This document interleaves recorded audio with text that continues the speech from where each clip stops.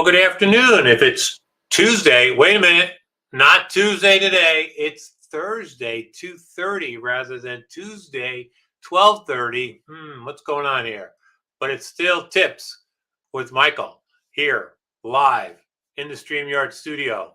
We are actually live anywhere you're seeing this. So we're on Facebook. So if you're watching us on Facebook, say hi. We're actually live on LinkedIn. My LinkedIn profile should be live right about now. So if you're there, give us a shout, say hi. And we're also live on our YouTube channel. So we have an extensive YouTube channel.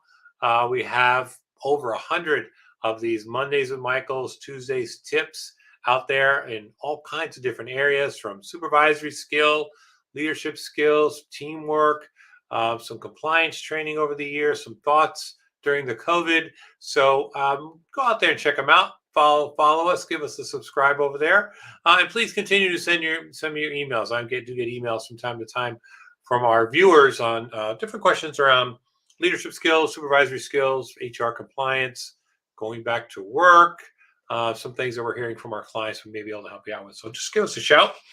But for today we're going to continue our EQ journey. We're going through the Agile EQ, the Everything Disc Agile EQ assessment. We're going through the 8 mindsets.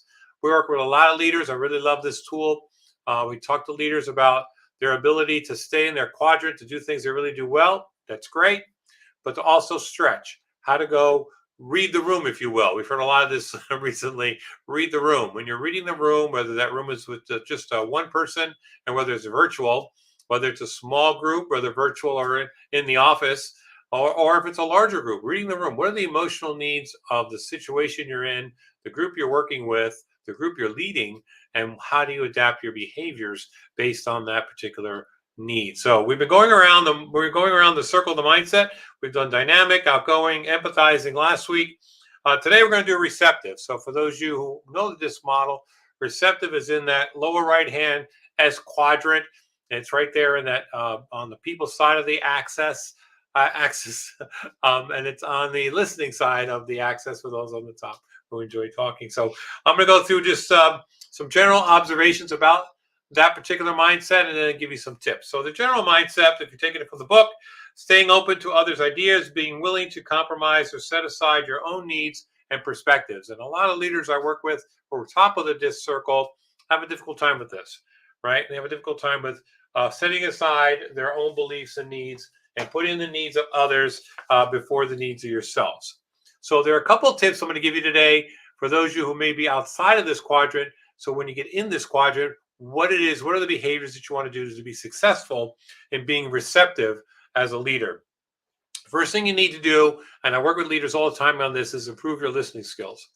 I work with a lot of leaders that talk all the time. They have very poor listening skills. We have a whole listening assessment I do, and depending on the coaching program I'm delivering, I do the listening assessments, 5 different listening approaches. You can find them on our YouTube channel, do a deeper dive in all 5. But a lot of leaders need to really focus on their listening skills, putting the needs of others before the needs of themselves. We talked about this being empathetic, but you really got to put your listening skills on. Kind of going around the room. I work with a lot of leaders now that have gotten to a place with team meetings. It's like, okay, let's go around the room, whether it's virtual or otherwise. Let's make sure everyone's had a chance to speak, share what they're thinking or feeling about what we're doing, and any great ideas that you're honing in on that you haven't shared yet, please share before we move forward. Because, I may be the leader here, but I don't have all the great ideas. So making sure you're getting that feedback from your employees. So again, getting that feedback. Second is this shared decision making, right? Not that I'm big on consensus. I'm not a big consensus guy, but I think you got to get all the ideas on the table, get everybody to weigh in on all those ideas before the group decides on which way to go.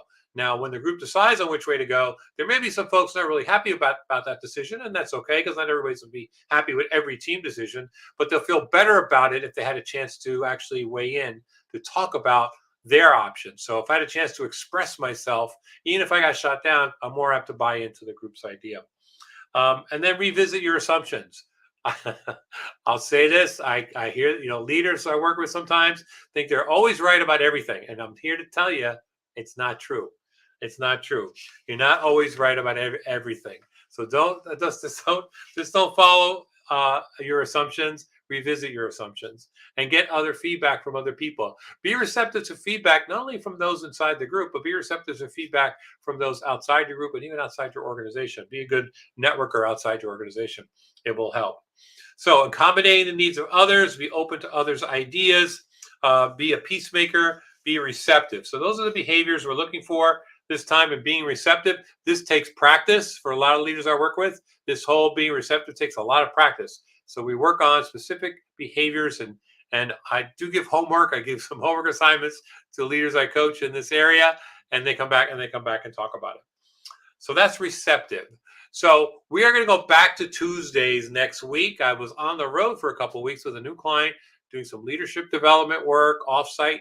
Again, we're going offsite with our clients this week. I happen to be in Vermont, right at a ski lodge. It was really, I don't think I've ever been that close. I'm not a skier. I've never been that close to the skiing. It was pretty cool to watch the skiing up close, up that close.